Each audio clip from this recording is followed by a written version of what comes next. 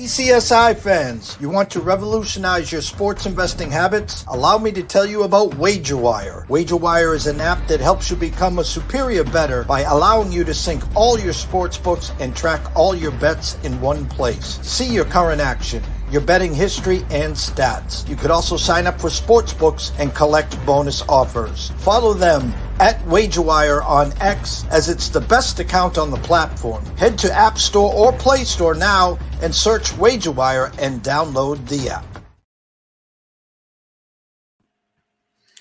Hey, welcome to the show. It's a Saturday. What day is today? Today's the 22nd of June. And, it's getting to be that time, I think, where these teams need to really start finishing things off, right? You got teams that go out there and they do well, and then they can't close the deal. And then all of a sudden you look at the standings, and the standings are all jumbled and everybody's all right next to each other. But it's June, and what I wanted to do is make one quick thing here before I made a silly statement. But when you think about kind of where we are, the reality of it is that we have now played 78 games or so.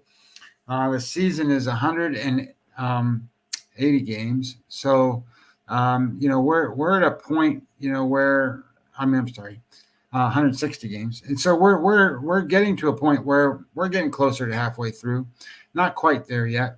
You've got teams, when you look at the wild card standings and stuff, especially in the National League, there are 6 teams. There's 9 teams fighting for these spots.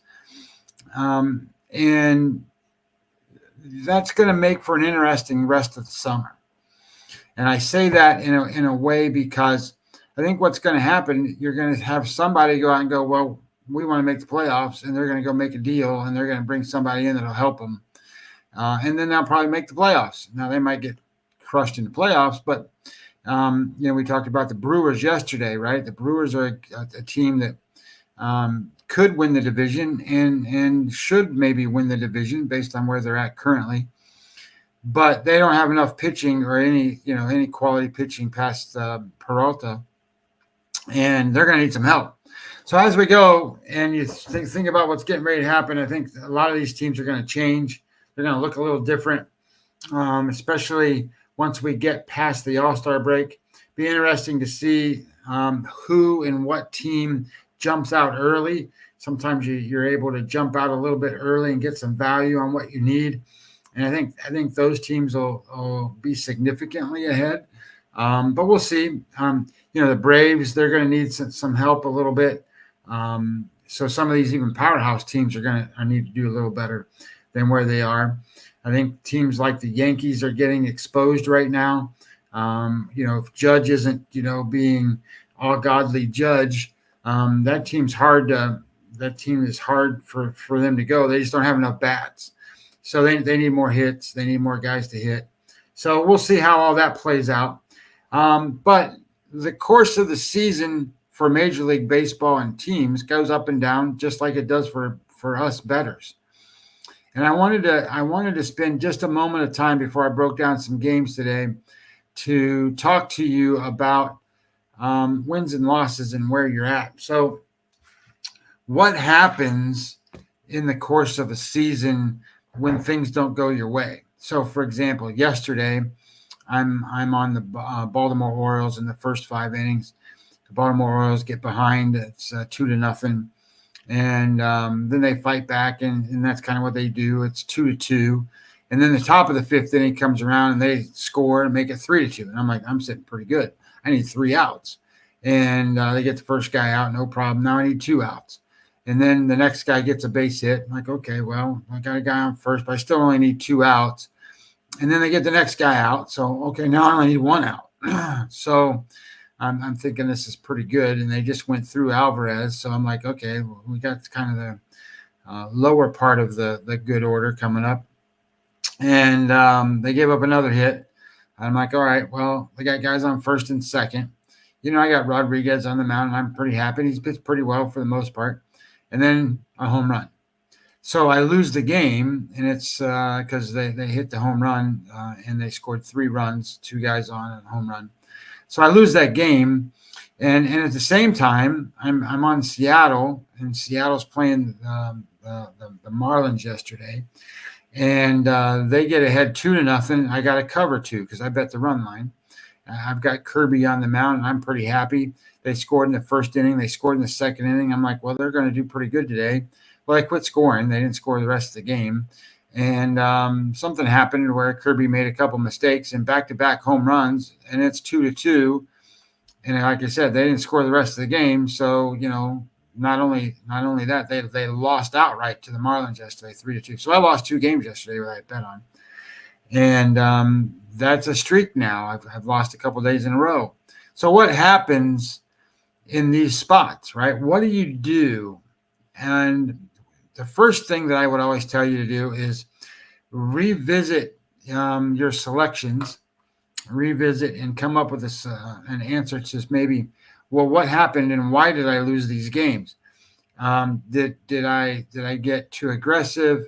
Did I stray from my process? Did I do something that made me pick games that probably aren't my normal type games? And if you did that, then you got an easy fix, right? You just go back to your process and you hammer down your process, right? So that's number one. I would say that, and then that'll fix your issue. However, if you're making the good plays and you're making what you think is a good bet, then you got a different problem. And the different problem is it's a head problem. It's not anything more than that.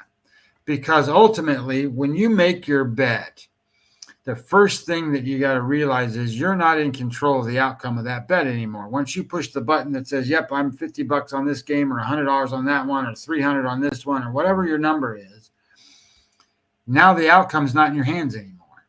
So you got to wash your hands of that part of it. You made a bet. You had logical reasoning. It was what you wanted to do, and you did it. Perfect. That's exactly what you should have done.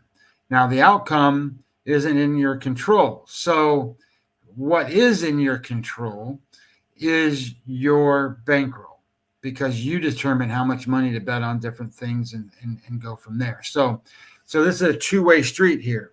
So as you made your bet and you're going down through all this, the reality becomes is I don't control the outcomes of these bets. I don't control anything more than what I bet on. And then I control how much money I bet on them. So if you're in a position where you don't have the ability to lose games and then replenish your bank account, then you really have to come up with a betting strategy that is understanding of that. So, for example, I bet 4 games today. And if I was under the process or procedure that I couldn't go back and replenish my account if I lost all the money in my account, then what I would have to do is I would have to reason and go, hey, this is my betting list. I'm going to bet this game. It starts at, 1 o'clock, whatever the number time is.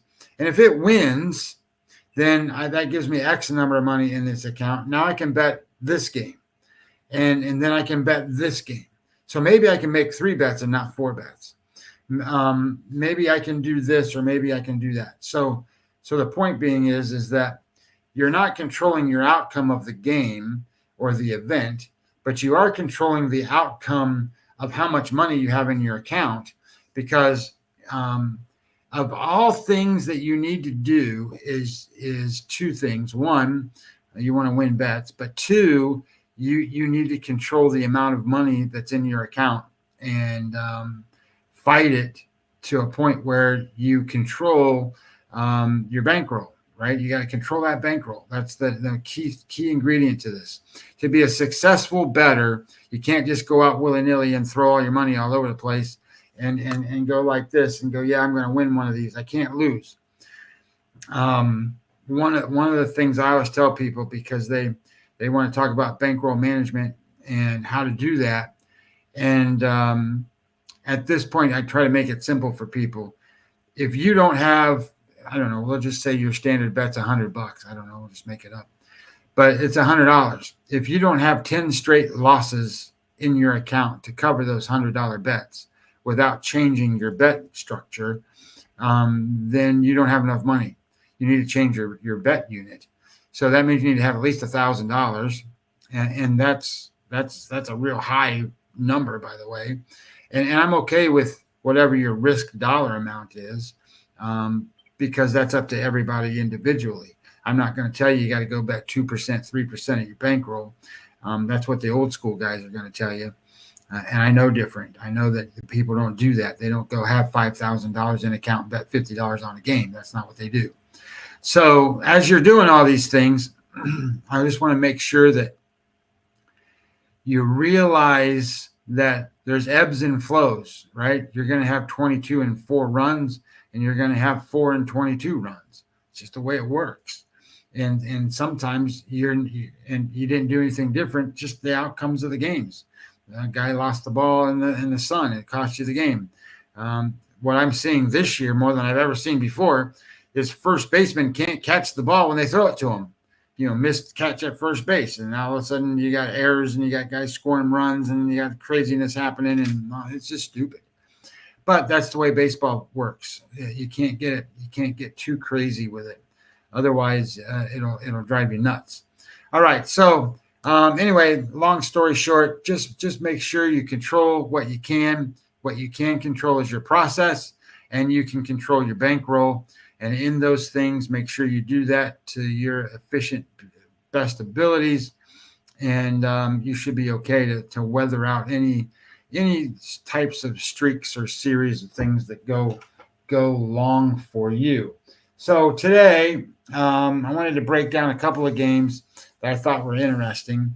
I think this game is interesting in the St. Louis game is an interesting game. This is San Francisco Hicks and Miles Michaelis. The game opened -115 for St. Louis. I think you can get bookmakers at 117 right now. DraftKings 120, South Point 120, Superbook 114. So right around 115, 120. Same kind of concept, same kind of idea that it's been. My number on this game was St. Louis -123. So it's not much different. It's maybe a little bit different. Earlier in the day, it was kind of more pick-em-ish range, 110 or 107, 105, kind of in there. So it moves around a little bit. But what I thought was interesting, and one of the things that we have found in doing this, since I started talking on air again, is the WPA, win percent added. And you do this over 30 days, this last 30 days, and for the year. And Miles Michaelis for the year on WPA is an exact 0. That means he's thrown so many pitches that are got good outcomes, so many pitches that are bad, subtract them out, and it's an even number. So he's kind of average there, really, is what it means for the most part. He's pretty average. So, okay, that's a pretty amazing thing you said. Nobody cares about that. So why care about that? Well, the reason is because it was a negative number, and this number compiles, right? He keeps throwing pitches, he keeps getting outcomes, throwing pitches. So it's going to change as the season goes on. So it was negative before, and negative means he made more mistakes, bad pitches than he did good ones. And you can see it in his last 30 days. He's a positive 0.81. And that is the best number of all pitchers pitching today. So what that tells me is whatever he's done, he's gone back and looked at his past performances and said, hey, I'm making this mistake. I'm making that mistake. My pitch sequencing may be wrong. The location of this pitch is in the bad spot. And he's fixed it. So you can see his adjustment that is made, and then you can look at it and look at his results and go, oh my gosh, his results are great.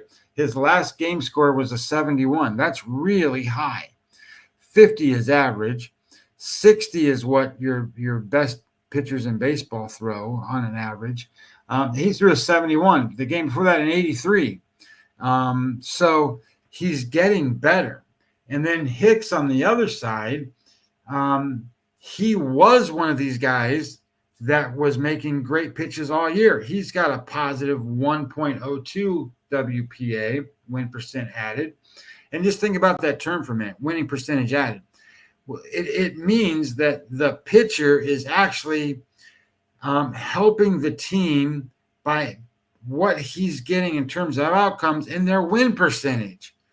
So that's a perfect analogy for what we're looking for as bettors. We want to know where the edges are, and if you can find a spot where you can see positive things happening to the win percentage or losing things to the win percentage, you got a pretty good idea of how to bet. And in this particular case, he's a negative for his last 30 days, so he's making more mistakes. His metrics are not metrics. His game score has been a 57, so that's pretty good, his last start, but a 51, 42, 34. So Hicks has been bad. So I think there's a little value when you look at St. Louis today, even though it's not a big number. You don't want necessarily a big number. You want to find value on small numbers. And in this case, I think you might have 2%, 3% value here. I don't think St. Louis is a bad spot, and I think that's okay to bet. So you look at it and you go, okay, the pitching matchup was all right. And then when I looked at it from a perspective of SOPS plus, I talk about that a little bit. So that's how a pitcher handles the opponent's slugging and on base percentage. Well, Michaelis is a 47. If it's graded on 100, that means he's 53% better than an average pitcher over his last 28 days. That's pretty good. For the season, he's a 107, so he's 7% worse. So you can see he's made significant changes and they're working. And the other, for Hicks, it's the opposite. Hicks is an 87 for the season, 13% better than an average pitcher, but he's 114 over his last 28 days, 14% worse than an average pitcher. So now you have a guy who's 14% worse at handling slugging and on-base percentage, and then a guy who's 50% better. You got a big edge pitching-wise for St. Louis today. So I like that matchup. I think that's pretty good for St. Louis. And then offensively, I think that, the Giants are hitting a little bit better. So it kind of throws a little wrinkle into everything in a sense that you don't want to go out and throw all your money in the world and go, hey, this is the best play in the world, because everything doesn't match up. Like if St. Louis was hitting better than what St. Louis does, or San Francisco was, that's a pretty good play. Where you sit there and you go, okay, I got a better offense, I got a better pitcher. The pitcher's doing all these different things to make it work. And then you look at it from the bullpen and you go, oh, I got a better bullpen, all that stuff. And then you go, man, this is a slam dunk. I'm going to make a bigger bet. But in this case, the bullpens are roughly the same. But what you run into is offensively, you got the Giants ranked 9th, and they're 11th in ISO, isolated power. So that's a good way to look at baseball today. You can look at, okay, these are baseball hits, runs, all that kind of stuff. Your offensive WAR rank is going to kind of get a lot of that stuff caught up, and that's where they rank 9th. The isolated, the ISO number, isolated power, is how teams try to score runs. They keep saying this over and over. So if you haven't heard me, it's the way offenses work today is the pitchers are so good. The ball moves so much, the velocity comes in so high that they've determined there's no way I'm going to go get 2 or 3 hits in a row and get a whole bunch of runs. It just doesn't work that way. So what they would rather do is get a walk or a single and try to hit a home run. They want 2 runs or 3 runs at a time, not 1 here, 1 there, 1 here, 1 there, 1 here. That's not how it works. So 40% of all runs scored in baseball come from home runs. That's a lot.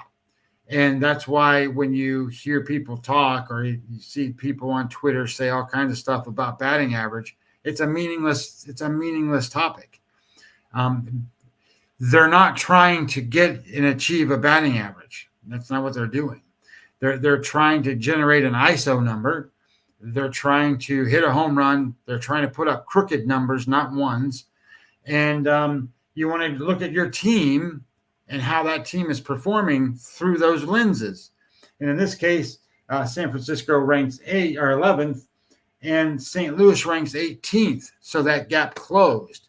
So that's where I like to be able to go and say, hey, that's not so bad. I kind of like the idea here that, yeah, San Francisco's hitting better than St. Louis, but St. Louis ISO number's pretty good. They're being able to do what they want to in terms of get the doubles, get the triples, get the home runs when they need them. And we just mentioned that Hicks's numbers aren't as good as what they used to be. He's making more mistakes, so that gives you the opportunity with St. Louis. Michaelis on the other side isn't making those mistakes. So here's a play. You can go out and get this one. It's a small number. The number again on that play was minus, I think, one. Well, now it's 115 to 120 in that neighborhood. You can get Miles Michaelis. I think that's pretty good. I think that's what you should do. My number was minus 123. So when you really look at it, if I plug that in, minus 115 minus or plus 105. That's a 3% edge. My numbers. My number was 123. So I can bet a 3% edge. That's EV positive. I'll take it. I like it. So there you go. There's play number one. Play number two depends on kind of really what you want to do here and where you want to go. So I'll just skip that one. That's not good. We'll do this game down here and talk about it. This could be a play if you want it to be, and it may not be a play. For me, it's not a play, but it could be. And this is the Kansas City Royals and the Texas Rangers today. This is Michael Wacha and John Gray. Now, the reason I tell you it's not a play is because Michael Wacha is making his first start after missing 2 or 3 starts on the disabled list. I don't bet those guys when they come off the disabled list. One of my favorite things to do is bet against them. And the reason I do that is because a lot of times the sports book and the public thinks they're going to be the same pitcher they were before they got hurt. And they're not. They need to build up and they need to get going again, especially with a mid-season kind of thing like this. So I don't like his spot when it comes to that particular part of it.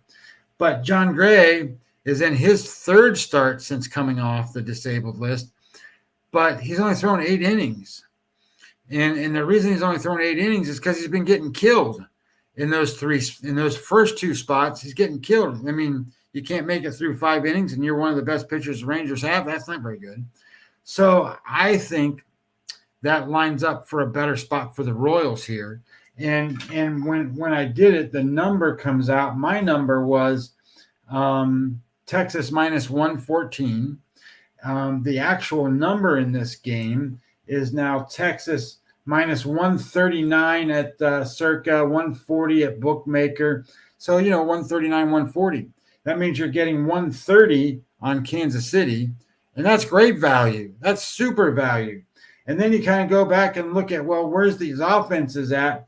And the most amazing thing to me this year has been how bad Texas has been on offense. Right now, they're 27% worse than an average offense. And Kansas City's 31% worse than an average offense currently. Both teams can't hit. Kansas City's 29th and Texas is 26th. So now you've got a level playing field sort of on offense. And the better part of it is Kansas City's ISO number is 16 and Texas is 26. So that means putting those crooked numbers up, Kansas City has more of an opportunity than what Texas does. And we just said Oh my gosh, we just said that, we had a problem with John Gray. John Gray is in a spot here where he has where is he at? John Gray. There he is. John Gray in his last 28 starts in 28 days, and it's really only 2 or 3 starts because eight innings. 188 is his SOPS plus. He's 88% worse than an average pitcher. His normal was 97, so he's average, takes care of things. So Waka, before we went out, he was a 98 for the season, and he's a 90 on the road. So he's pretty good in these spots. So I kind of like this particular spot, and I think it's a reasonable to assume that Waka's going to pitch similar to the way he did. And John Gray hasn't figured out what's wrong yet. And that's why I don't like to support these guys when they come back from the disabled list. But I think there's value here. And one thing I can tell anybody when you're betting Major League Baseball is you want to bet value and constantly bet value. If anything else, bet value, and you're going to win more often than you're going to lose. And in this particular case, we just said, where's my number again? I said the number was minus 114 for Texas, and the number's like 140. So I had it at 137 this morning. So if I make it 140, that value becomes 7% edge, 7.6% edge to Kansas City. And I think that's bettable. So there's 2 plays, and they're not obnoxious plays. One's an underdog and one's a small favorite. So that's good. I think that, where a lot of people look is they go, I got to bet these minus 130s, minus 140s, minus 150s. You can bet on like Detroit today. They're minus 150, something like that, minus 160. And that's Maeda. I'm not going to support Maeda at minus 150, 160. I mean, I get it. They play the White Sox, but, that's still a significantly high number to be on. So you want to try to find value. And I think that's a perfect spot, for example, of where there's good value here.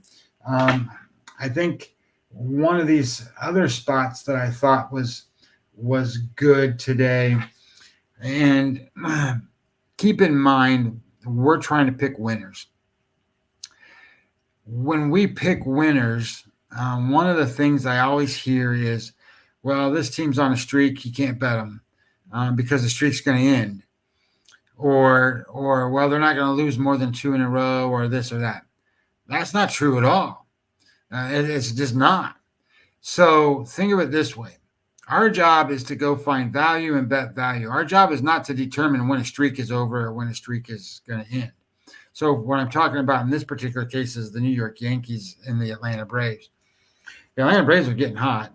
The New York Yankees are falling on their face. So you can go and get you could have got a really good value earlier this morning. It was minus 140 for the Yankees. You could have got Atlanta at plus 130. Right now, that number was 125, and that number now, when I go pull it up, it's still 125. It's 125 to 130. And who wants to bet on the Yankees right now? I mean, people are going to go and tell you, well, they're due. They just got smashed 2 times in a row. They're not going to get smashed a 3rd time. Well, what if I told you, and I went back and I looked at where they're at offensively.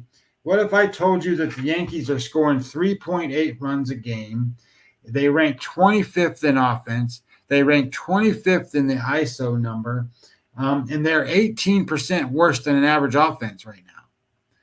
Would that change your opinion on the idea that they can't lose 3 in a row or that they can't get smashed again? It does for me, because you play what you see. You don't play what is due.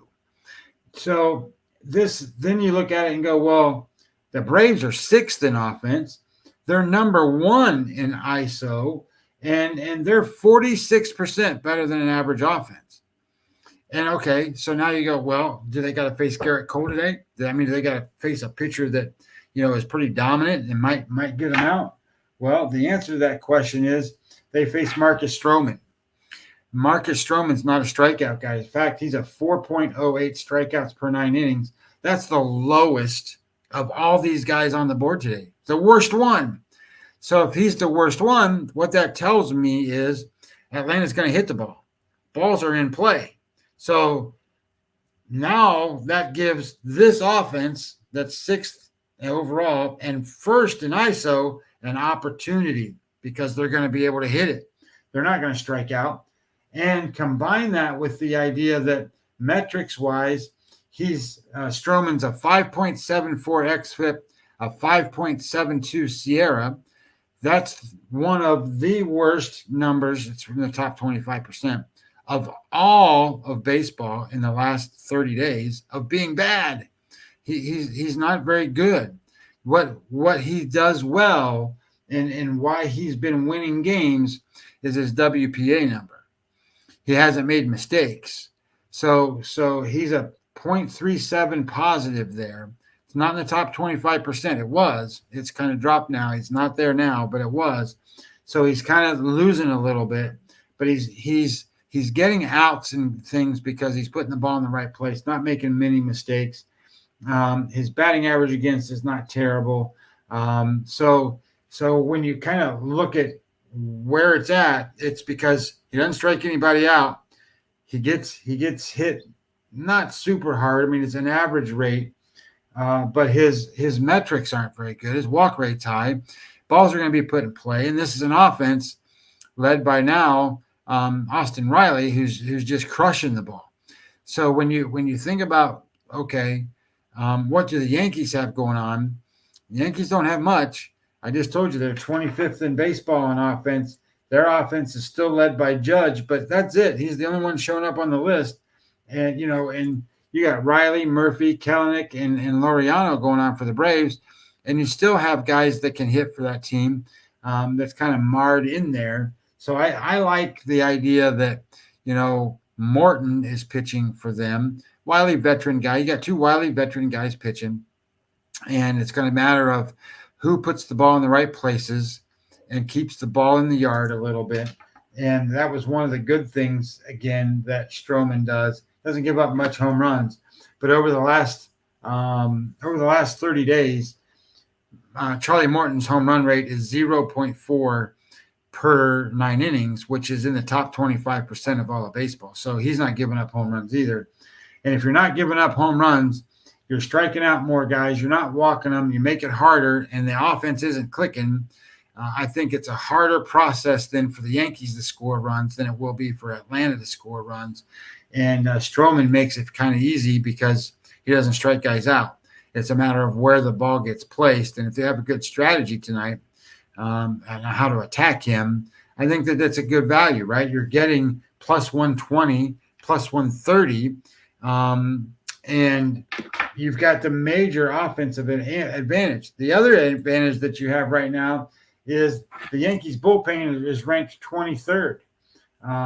That's not very good. Atlanta's is in the top 14. So they've had some struggles here lately out of the bullpen. So I think then you've got a major offensive edge. You've got a maybe even to slight edge on the mound with Morton. And you got a bullpen edge, and you're the underdog by way more than what you should be. So that creates value, and that makes another play, right? So in terms of value and plays today, we talked about St. Louis. Then we talked about St. Louis. Then we talked about Kansas City, and now we talked about Atlanta, 2 underdogs and a favorite, all smallish numbers, but value.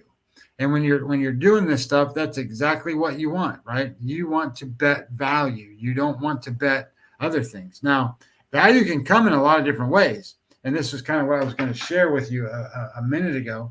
It depends on what you really call value. So my number in the Detroit game with Chicago White Sox is minus 174. That's my number. And that's the actual number. As it is now, is minus 159 at circa and 165 at bookmaker. So we'll just say it's 160. So if I type in 160, 145, that comes out to 3% value, even though it's a minus 160 number. I'm going to tell you that it's okay to bet that. Now you got to do it every time. We talked about this yesterday a little bit. You got to bet the value or it's not value. You get your 3% edge over 1,000 bets. So, but if you don't make 1,000 bets and you only make a handful of bets and you don't get those favorable outcomes during that stretch, it's not going to be the value that you're looking for, right? So that's what I mean by whenever you see an edge and you don't bet it, you're wasting it because you might go bet it the next time and the outcome might not be in your favor. But you don't control that. You control finding the edge, and that's where you want to bet. And this particular spot has a 3% edge. The Royals had a 7% edge. So as we talk about some of these things, where's the Yankee game? There's a 5% edge in the Braves game. Those are good edges to bet. The Royals game that we talked about, it's a 7% edge, right? So those are what you want to do. Those are the spots you want to find. And then you want to go about your day and then go check the scores and go, oh, look, I had favorable outcomes. I made good bets, right? So that's, I guess I can finish with this. It's important to understand that when you make bets, and this is baseball and or football and or any bet, this can be poker. When you make a bet, the first thing is it has to be a good bet. And how do you know it's a good bet? You know it's a good bet because if you make it 1,000 times, you will have more percent edge positive than negative. It's EV positive, EV negative. Those are the things we're talking about sort of here. So you have to have a gauge for that. But if you do that 1,000 times, I guarantee you're going to be a winning bettor. So that's number one. So you have to recognize what it is. But secondly, when you're a good bettor, you have to not pass up your opportunities. You can't sit there and go, well, I'm not going to play it this time, but I'll play it the next time, because it doesn't work that way. Your outcomes you don't control. So you have to do it every time. So that's how this works. When you find a bet, you found your edge, you make that edge, you can quantify your edge, and then you hammer it, right? That's what you do. So the bigger the edge, maybe the bigger the bet. That's the way it should work. So then over the course of time, you get to trust your number and what that number looks like, and then you just make hammer bets, right? I mean, you've got to pick and choose your spots. When I grade my performance, I grade it on a 1-bet scale. I don't bet 1 units. That's not how it works. If I bet 1 unit, you're never going to make enough money to live on, right? So if you're, most people probably aren't. Most people aren't out trying to earn an income gambling. That's what I do. I don't work. This is my job. So when I make my bets, I'm not going to sit here and make $100 bet, right? Now I might, but I'm going to make $300 bets, $500 bets, $1,000 bets. I'm going to make $1,500 bets. They're going to change. They're going to change based on the edges that I have, and well, in a lot of ways, how my bankroll looks and kind of how it's grown and how it's not grown, or maybe it's shrunk. So everything works based off of a flexible in and out, in and out, in and out, up and down, up and down. And I'm not going to make that standard number, but for purposes of grading and looking at different things, okay, I'm up double digits in units, or I'm up a handful of units, or I'm down a handful, whatever that number looks like. It's easy to tell people, well, how you doing for the year, right? I can't sit there and go, well, my bank account looks like X, because because I don't share that information. I don't want people to know how much money I make or not make.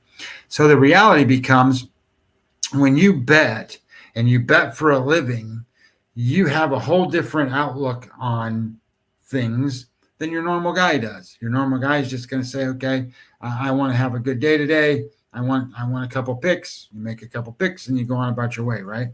So anyway, it's important to understand what a good bet is, and only make good bets. Never make anything but a good bet.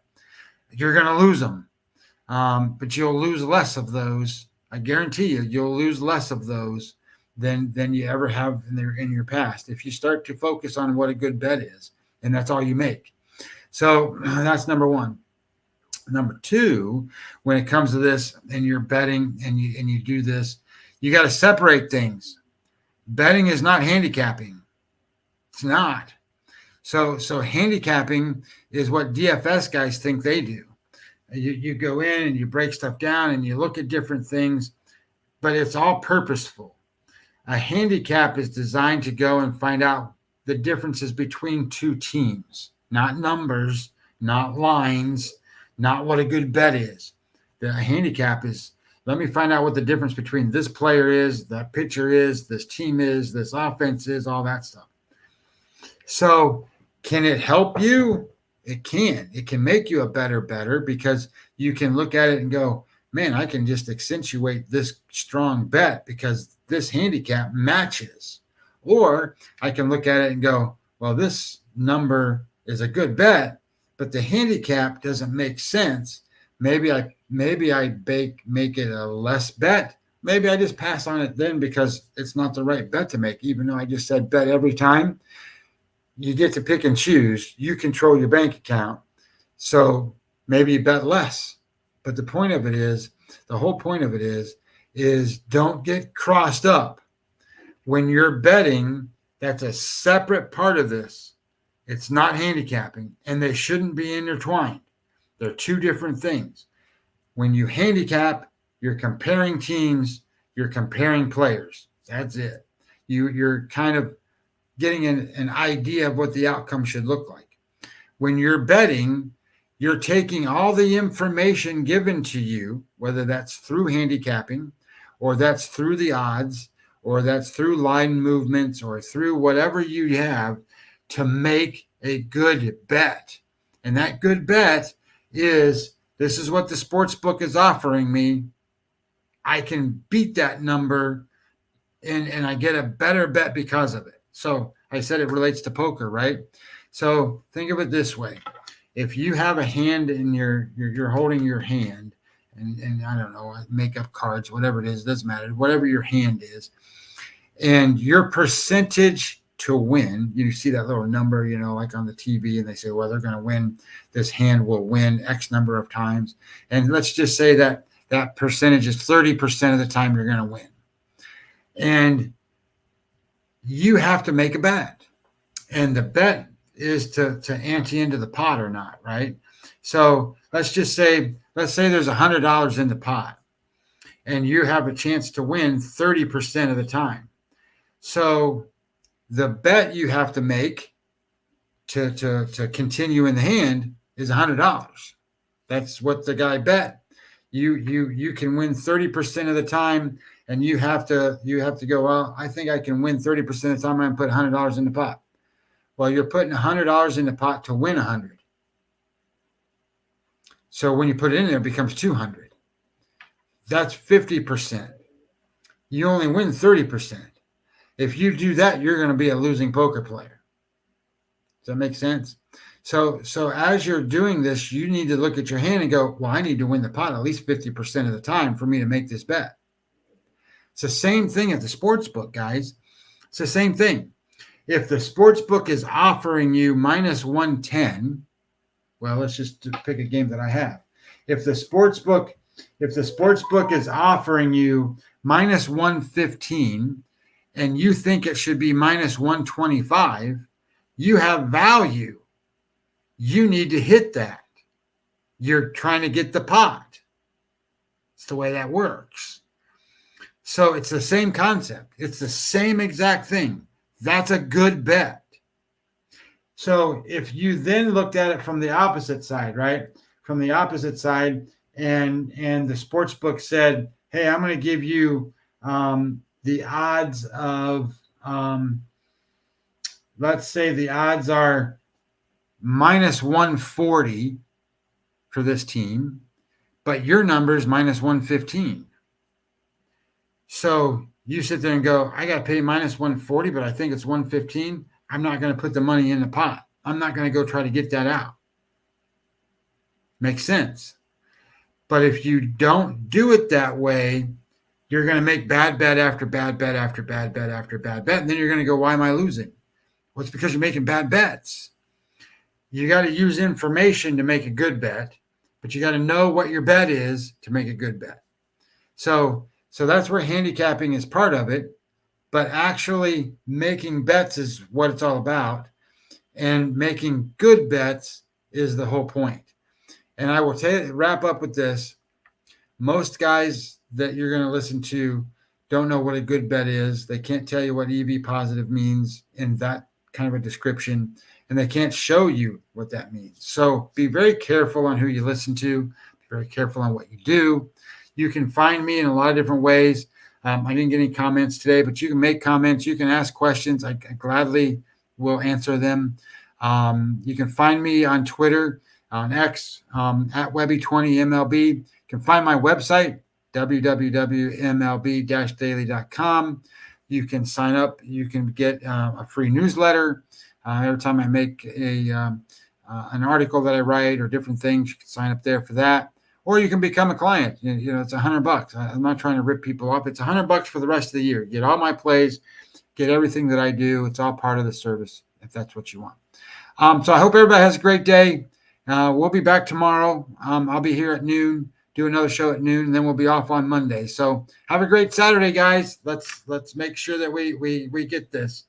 Hey, B Fox, thank you very much. I appreciate the comments. There's definitely a lot of knowledge in what you say. I appreciate it.